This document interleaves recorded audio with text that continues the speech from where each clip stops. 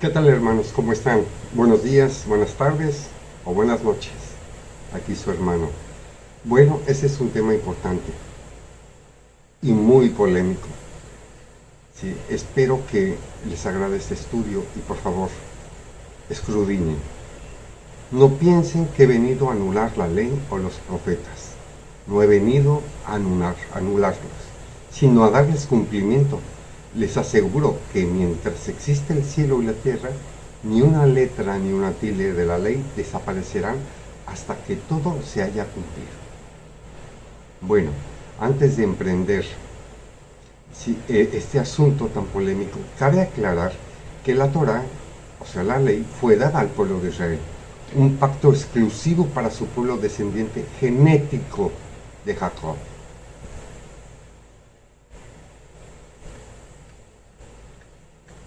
Y aclarar que cuando leemos al Señor Jesús en los Evangelios hablando de la Torá, siempre fue dirigido al pueblo de Israel, no a los gentiles. El ministerio del Señor Jesús terrenalmente vino por sus ovejas perdidas, los descendientes genéticos, aclaro, genéticos de Jacob. El Señor Jesús era judío y hablaba como judío a los judíos. Así que durante el ministerio del Señor Jesús, su prioridad fue el pueblo de Israel. No puede tomarse ningún concepto enseñado acerca de la ley para la doctrina cristiana. Así lo reafirma Mateo 10:5-6. Bueno, la Torah se complementa con 613 mitzvot, o sea, leyes, mandamientos, incluyendo a los 10 mandamientos. Para cumplirlas se necesita el tabernáculo templo, el sacerdocio levita, sacrificios, ofrendas, complementar con fiestas y utensilios del templo. Ahora es imposible llevar la Torá al pie de la letra, ni siquiera los judíos genéticos de Jacob. Hoy en día no se pueden aplicar 242 preceptos de la Torá, así que los judíos judaizantes no pueden obtener expiación por sus pecados, ya que Levítico 17:11 dice que porque la vida de la carne está en la sangre, y yo se las he dado sobre el altar para hacer expiación por vuestras almas, porque es la sangre, por razón de la vida, la que hace expiación. Este ordenamiento lo reitera con decenas de citas en la Torá de Moisés. Y ahora se reafirma en un nuevo pacto con la Iglesia, ya no con las sombras de la ley mosaica, sino una realidad con el sacrificio del Señor Jesús. La Torá se resume en una agrupación de leyes y reglas bajo las cuales se regía el pueblo de Israel. ¿Sí? Cuando estamos hablando de la ley, nos referimos a todo el Pentateuco del Antiguo Testamento. O sea, Penta, 5, Teucos, rollos. De esta forma era en la que el pueblo de Israel tenía una relación con Dios a través de la Torá. Lo basamos en lo que sí puedo y en lo que no puedo hacer. ¿Sí? Bueno, incluso con los 10 mandamientos llegamos a medir que también estamos en nuestra relación con Dios. Esa es la ley moral. Estas leyes o mandamientos eran para civilizar, constituir, moralizar y llevar al pueblo de Israel a ser adoradores del Dios verdadero. Literalmente el Señor tomó este pueblo y lo metió al kinder de Moisés para ser un pueblo constituido civil y moralmente. La ley de Dios se compone con la ley moral, la ley civil judicial y la ley ceremonial.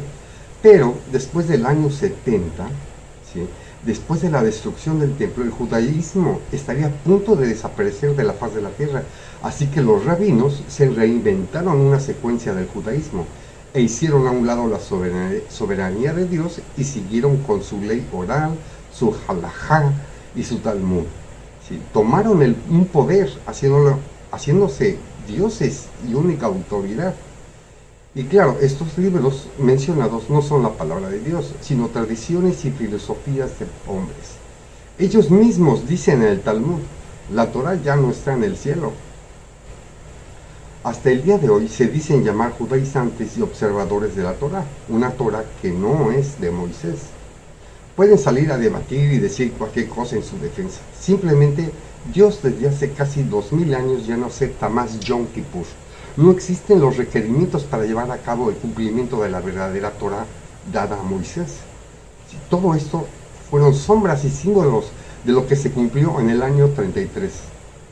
El Señor Jesús vino a cumplir a cabalidad la ley de Dios dada a Moisés. Vino a magnificar y a dar un verdadero significado de la ley. Pero, ¿por qué? ¿A qué se debe esto? Bueno, en la época de Moisés en adelante, el pueblo de Israel se volvió legalista y frío. Sabían distinguir el bien del mal, porque tenían la ley. Y sí hacían sus sacrificios, ofrendas, fiestas, etc. Pero su corazón no cambiaba. No existía un arrepentimiento genuino. Es por eso que el Señor siempre los reprendió, una y otra vez. Si había nobles, me imagino que al menos sentían remordimiento, pero sus corazones nunca habían sido cambiados. Sí, así lo describe Salmo 14:3. Todos se han desviado, todos se han corrompido, no hay quien haga lo bueno, ni siquiera uno.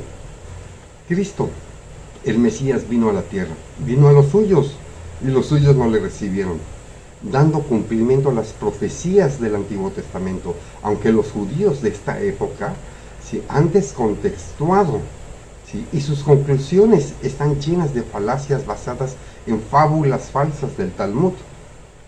Cristo vino a enseñar que toda la ley se resume en amar a Dios sobre todas las cosas, con todo tu corazón, con toda tu mente, así como al prójimo.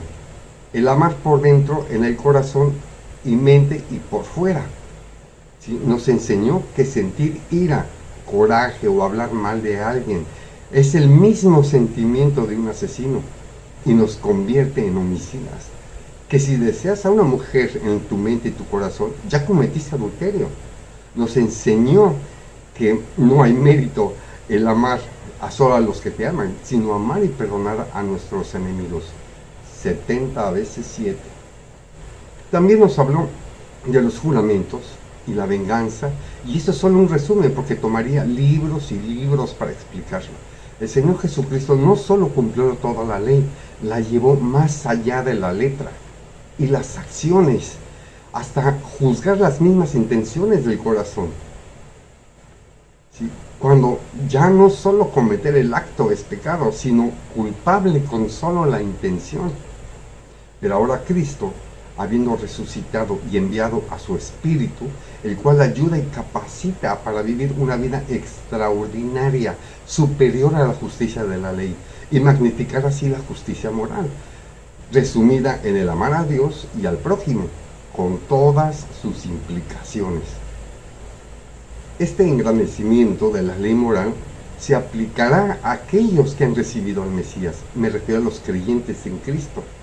Pero antes solo la podían aplicar de una forma externa por causa de su condición, pero les era imposible cumplirla cabalmente. Pero ahora en Cristo la ley es magnificada y engrandecida a un punto donde la carne ya no puede llegar a lo externo y no puede excluir lo interno. Ahora en Cristo el creyente ya no tiene necesidad de procurar cumplir la ley para justificarse, ya que la debilidad de la carne hizo esto imposible. Así que Dios envió a su unigénito, nuestro Señor, quien sí cumplió cabalmente la ley. ¿Sí? Gracias a esto, la ley es ahora vida en el creyente por medio del Espíritu de Dios. Y ya no es más un compendio de ordenanzas que deben intentar cumplir, fracasando una y otra vez. Sino que ahora el Espíritu que habita en el creyente lo capacita para vivir la ley en su aspecto moral, no solo como fue escrita, sino magnificada, ¿sí? Y no como un medio para justificarse delante de Dios, pues ya no estamos bajo la ley, sino en la gracia de Dios por medio de Jesucristo y motivados por el amor por Cristo, ¿sí? Y esto es importante, porque el fin de la ley es Cristo, para justicia a todo aquel que cree. Realmente pocos cristianos han entendido el verdadero objetivo de la ley, pues todos los sacrificios, los simbolismos, todas las figuras como profecías se cumplieron en el Señor Jesús. Intentar perpetuar la observancia de rituales, ceremonias, ungimiento de aceite, diezmo, sacrificios para cumplir la ley, es una absoluta necedad y una ignorancia del objetivo real de la ley. Pero en Cristo todas estas figuras encontraron su cumplimiento. Bueno, y la pregunta, ¿y cómo cumplimos la ley en Cristo? Antes que nada, el principio y fundamento es que el Señor Jesús cumplió la ley por su muerte expiatoria en la cruz por nuestros pecados. Nuestro Señor Jesucristo, sin haber pecado, tomó sobre sí mismo los pecados de todos aquellos que estaban bajo la condenación de la ley. Y en lugar de ellos, llevó el castigo recibiendo la pena más alta, que es la muerte.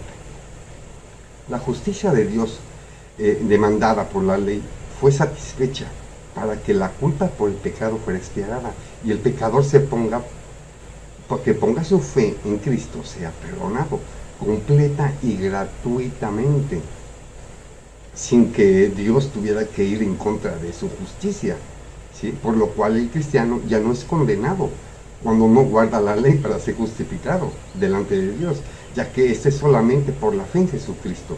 Esto invalida todo intento humano de justificarse por el obrar o por guardar la ley, ya que el cristiano no tiene que ofrecer sacrificios por el pecado, como demandaba la ley, porque Cristo con una sola ofrenda hizo perfectos para siempre a los creyentes, ¿sí? En Cristo, y aquí están los puntos, en Cristo cumplimos las fiestas ceremoniales, la gastronomía kosher y el Shabbat. Colosenses 2, 16, 17 nos libra de todo esto. Por lo tanto, nadie los juzgue en comida o en bebida, o en cuanto a días de fiesta, luna nueva o días de reposo, por lo cual es sombra de lo que ha de venir, pero el cuerpo es de Cristo. ¿Sí? Cristo es nuestro Shabbat. El cristiano no tiene que celebrar el Shabbat, ¿sí? O el día de descanso, porque los que hemos creído en Cristo entramos en su reposo, porque el Hijo del Hombre es el Señor del día de reposo. Esa es una gran cita, Mateo 12, 8. Esta palabra, día de reposo, en el griego es sabatón, ¿sí? El cual significa en hebreo Shabbat. O sea que quiere decir literalmente porque el Hijo del Hombre es el Señor del Shabbat. El caso del día de reposo, donde los judaizantes insisten en su perpetuidad para nuestros días, más ahora, para el cristiano el día de reposo sigue vigente en Cristo, siendo Él mismo nuestro reposo. En Números, un ejemplo, en Números 15 a 35, un hombre fue encontrado recogiendo leña en el día de reposo, ignorando el claro mandato de Dios de no trabajar. Esta transgresión fue un pecado adrede, efectuado al pleno día, un claro desafío para la autoridad divina. Y Dios le dijo a Moisés: irremisiblemente muera aquel hombre. Y así se hará con aquel que rehace la provisión del reposo de Dios en Cristo. Bueno, el que pone su fe en Cristo ha descansado de sus obras, así como Dios de las suyas. Pero el que endurece su corazón queriendo justificarse delante de Dios por las obras y enseñando que otros, que si no lo hacen, transgreden la ley de Dios, ha rechazado el único reposo provisto por Dios, que es el Hijo, el Señor Jesucristo. También, punto, cumplimos la circuncisión, el cual sin duda sigue vigente, pero ya no en carne, de manera externa, ¿sí? Siendo ahora la circuncisión perpetua, la del corazón, hecha por el Espíritu de Dios en el creyente, mediante la fe en Cristo, ¿sí? No aprovecha ya nada la circuncisión en la carne. Ahora, las festividades. Cristo es el cumplimiento de cada una de ellas, de cada fiesta, nuestra verdadera Pascua sacrificada, ¿sí? Pentecostés, su glorificación en los cielos, por lo cual envió su Santo Espíritu a la iglesia, y la verdadera expiación del día solemne, Yom Kippur, siendo estos solo algunos ejemplos Y podemos estar seguros de que Cristo es el perfecto cumplimiento de las promesas de Dios y su ley. Y todos aquellos que en Él nos encontramos participamos de esta misma perpetuidad. Ahora, una vida en unión a Cristo. De esta manera, la perpetuidad de la ley es vigente en Cristo y todos los que han confiado en Él. Otro punto, el templo. ¿Sí? Somos el templo santuario que se necesita para efectuar las fiestas, ofrendas y sacrificios.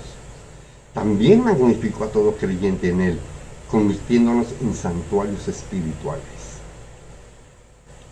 También nos dio el ministerio del sacerdocio levita, que se necesita para ofrecer los sacrificios, pero ahora estos sacrificios son espirituales. En el Nuevo Testamento solo Jesús puede proporcionar el sacrificio necesario para restaurarnos de vuelta a Dios, ¿sí? Pero los sacrificios espirituales incluyen las oraciones, alabanzas, voluntad, cuerpo, tiempo y talentos del creyente. Dichos sacrificios son aceptables para Dios solo a través de su Hijo Jesucristo, el gran sumo sacerdote. La oración es un sacrificio espiritual. Son ofrecidos para expresar la acción de gracias y alabanza, amor y devoción a nuestro Dios, el Dios de Israel, ¿sí? El Dios del universo. Nuestros cuerpos como sacrificios vivos, como dice Romanos 12:1-2, ¿sí? O como dice Efesios 5:1-2, alabanza y acción de gracias que hacemos en oración, canto y frutos de lo que profesamos en nuestro andar. ¿Sí? Así como dice Hebreos 13:15, así que ofrezcamos siempre a Dios por medio de él el sacrificio de alabanza, es decir, fruto de labios que confiesan su nombre, para hacerle el bien y compartir con otros, ¿sí? Incluso en la forma hasta que morimos. Bueno, por lo tanto, debe entenderse claramente que nuestros sacrificios no son para quitar el pecado, de ninguna manera para intentar ganar nuestro camino al cielo, más bien es para expresar acción de gracias, alabanza, amor, devoción por la bondad y la misericordia que Dios nos ha demostrado. Esa es la naturaleza de los sacrificios espirituales que ofrecemos a Dios, pero como dice nuestro texto, deben de ser aceptables a Dios. Podemos entender algunas lecciones valiosas en el libro de Malaquías sobre qué constituye sacrificios aceptables. Todo, hermanos, todo era sombra. La ley ahora es la gracia. El ungimiento de aceite es el Espíritu Santo. Ya no necesitas ungimiento de aceite. Y esto era solamente para los judíos. El diezmo, que ahora es la ofrenda, es más santa. ¿Sí? Y esta pasa por fuego de Dios. Nada de estas sombras deben manejarse ya en la iglesia de Cristo. Aún con todo lo anteriormente expuesto, no quiero dejar de tocar el argumento judaizante de la perpetuidad de la ley. Los que dicen, la Biblia enseña que el día de reposo, la circuncisión, las festividades, la unción con aceite, el diezmo y otras leyes deben quedarse y observarse de manera perpetua. Estas deben de seguir siendo guardadas hoy en día por los creyentes, ignorando, ¿sí?, que en Cristo se cumple toda la ley. Recuerden, porque el fin de la ley es Cristo. Y no solo ignoran el cumplimiento de la ley de Cristo, sino que también están demeritando la incapacidad de Cristo, ¿sí? Lo más peligroso es que están encadenando al creyente con una cadena de la ley, ¿sí? Basta que con tan solo una sombra de estas, basta solamente una sombra para impedir que la gracia de Dios trabaje en el creyente. Y esto te juzgará el Señor, si es que tú eres líder o pastor. Aparte de todo esto, nosotros los creyentes en el Señor Jesús somos la visión del profeta Ezequiel. No fue un templo físico, sino totalmente espiritual y restaurado.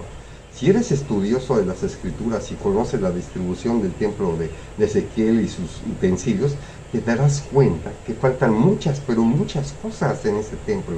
Y su estructura es totalmente diferente. Eso lo puedes ver en Ezequiel 40, 41 y 42. Toda la estructura y utensilios son cumplidas en Cristo. Y el creyente, el templo, el sacerdocio santo, es por esto que Ezequiel ya no menciona los utensilios en el templo. Es una lástima que esta visión de Ezequiel ha sido muy mal interpretada por los teólogos. Y le hacen referencia como al templo del anticristo, tomando como referencia Apocalipsis 11, en donde toman este templo de Ezequiel como uno físico. Y se refiere a los creyentes, ¿sí? Los santuarios espirituales. Yo les invito a ver este video del tercer templo, ¿sí? Aquí en este portal. Siendo una profecía de nosotros, el verdadero templo espiritual. Los judíos pueden construir su templo, pero va a ser un templo nada más para los judíos, no es el templo de Dios. El tercer templo somos nosotros, ¿sí? Cuando se refiere, esta aclaración, cuando se refiere al templo físico, es la palabra griega hierón. Y cuando se refiere, porque sois templo viviente, quiero decir que cada vez que refiere al creyente como templo, es la palabra griega naos. De igual manera en Apocalipsis 11 aparece esta palabra, naos, y refiere al creyente. Bueno, estos mobiliarios ya no existen en esa visión de Ezequiel, porque ya los cumplió todos Cristo, y se los voy a decir. 1. El muro de la separación. Los gentiles y los judíos ya no están separados. Ya no. ¿Sí? Ya no importa si eres judío, griego, esclavo, libre, hombre o mujer. Todos ustedes son uno solo en Cristo. El atrio de las mujeres. No hay varón ni mujer, porque todos vosotros sois uno en Cristo y sois de Cristo. Entonces sois descendencia de Abraham, herederos según la promesa. Gálatas 3, 27 y 29. ¿Sí? El tercero, el lavatorio. Ya no existe en la visión de este templo. ¿Sí? Y esto eras algunos de vosotros, mas hoy sois lavados, ya sois santificados, y sois justificados en el nombre del Señor Jesús, y por el Espíritu de nuestro Dios. En el templo de Ezequiel ya no se menciona la fuente de bronce del lavabo, en el atrio interior, ¿sí? Lo que significa que no hay necesidad de más. Los que son de Cristo son lavados y purificados por la sangre y su palabra. 4. ¿Sí? El candelabro de oro.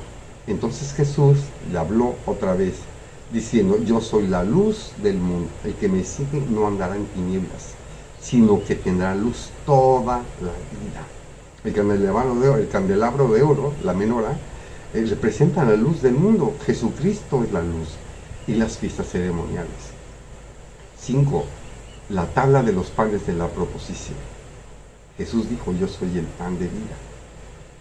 El que viene a mí no tendrá hambre, y el que cree en mí nunca tendrá sed. Ya no hay necesidad de una mesa de la proposición, porque Jesús mismo estará allí para guiar y alimentar a su pueblo. 6. El altar incensario de oro. Bueno, dice, y cuando hubo tomado el libro de los 4 seres vivientes y los 24 ancianos se postraron delante del Cordero, todos tenían arpas y capas de oro llenas de incienso, que son las oraciones de los santos. Al igual del candelabro de oro, el altar de incienso también falta en el libro de Ezequiel, en el templo de Ezequiel. ¿Por qué? Entendemos que el incienso ofrecido diariamente, mañana y tarde, representaba la oración. Más específicamente, el incienso representaba la oración intercesora, para que los sacerdotes mediaran por los hijos de Israel. En él, los santos funcionan como sacerdotes, ¿sí? Como los enviados de Dios para el mundo. El velo, número 7. Ezequiel ya no menciona el velo que cubre la entrada del lugar santísimo en la visión del templo. Ya no está. Sabemos que el velo se rasgó de arriba hacia abajo en la crucifixión, significando el final del propósito que servía. Con el velo desgarrado, el lugar santísimo queda entonces abierto a todos los elegidos de Dios para entrar. ¿Sí? Dice, por lo tanto, hermanos, teniendo libertad para entrar en el lugar santísimo por la sangre de Jesucristo, por el camino nuevo, ¿sí? Y vivo que Él nos abrió a través del velo, esto es, de su carne. Número 8, el arca del pacto. Ezequiel no me hace mención del arca del pacto, el propiciatorio y los querubines que cubrían el propiciatorio, y los cuales estaban en el lugar santísimo. El arca del pacto representaba la misma presencia de Dios. Dentro de ella estaban las 2 tablas de piedra que Moisés había recibido, sobre los que fueron escritos los 10 mandamientos. También estaba la vara de olivo retoñada que Aarón alguna vez poseyó, y el plato del maná, todo lo cual representaba la naturaleza, la vida, el poder y la autoridad de Dios. Una vez al año el sumo sacerdote entraba en el lugar santísimo y rociaba sobre él la sangre, ¿sí?, que cubría el arca del pacto para expiar los pecados, sus pecados y de los hijos de Israel. Jesucristo cumplió todos estos artículos de mobiliario y sus funciones por nosotros. ¿Y por qué llevamos su ley en nuestras mentes y en nuestros corazones? Es por eso que hacen parte de la visión de Ezequiel del templo. El 9, el altar del sacrificio, ¿sí?, en donde ya no hay vergüenza, ya no nos ocultamos del Señor atemorizados, habiendo sido justificados por su sacrificio. Caminamos en novedad de vida, entendiendo y aceptando que todas estas cosas están desnudas delante de Él. Hemos sido restaurados a la fidelidad santa y la inherente honestidad en la pureza de mente, alma y espíritu, ¿sí? Algo interesante, mientras que todos los demás casos en el Antiguo Testamento, la palabra hebrea traducida como altar es misbaj, ¿sí?, que significa altar. Y la palabra hebrea traducida en este caso como altar es Ariel, que significa león de Dios. Jesucristo vino como cordero de sacrificio a favor de nuestros días, ¿sí? Pero en estos últimos días Él finalizará su obra como el león de la tribu de Judá. Muchos cristianos y judíos dicen que Ezequiel habla de un templo terrenal por venir, pero no es así, ¿sí? Como podrán ver, también Cristo cumple con el mobiliario del templo, porque aún así este mobiliario es necesario para cumplir la ley de Dios con las ordenanzas de la ley. Ahora la vida del creyente ya no es por medio de mandamientos expresados en letras, sino por una vida regenerada. Es que ya no depende de la ley para justificación, sino del nuevo régimen del Espíritu, quien hace posible en nosotros la verdadera justicia de Dios, que no es por la ley, sino por la fe en el Señor Jesucristo. Ya no vivimos más de sombras de la ley, sino en la realidad gloriosa de los hijos de Dios, ¿sí?, que han entrado en el verdadero reposo perpetuo, ¿sí?, y son la verdadera circuncisión y viven la ley y los mandamientos de Dios, no en el esfuerzo externo de la carne, sino en la ley del Espíritu, que nos ha librado de la ley, del pecado y de la muerte para servir a nuestro Dios por medio del Señor Jesucristo. Tú que has visto y escuchado todas estas cosas, no tendrás excusa delante del Señor, porque te sentirás obligado a estudiar y escudriñar más sobre este tema, más si tú eres pastor o líder, te sentirás obligado totalmente. Y es tu obligación como niño o niña del Señor, servir y trabajar para el Señor de la mejor manera y correcta, ¿sí? Así que escudriña, porque yo sé que tal vez eres un maestro o líder sincero, porque también hay falsos maestros que nada más están interesados en tener una congregación para obtener beneficios. Bueno, espero que te haya servido este estudio y que en tu vida sea de bendición, en el nombre de nuestro Señor Jesucristo. Amén.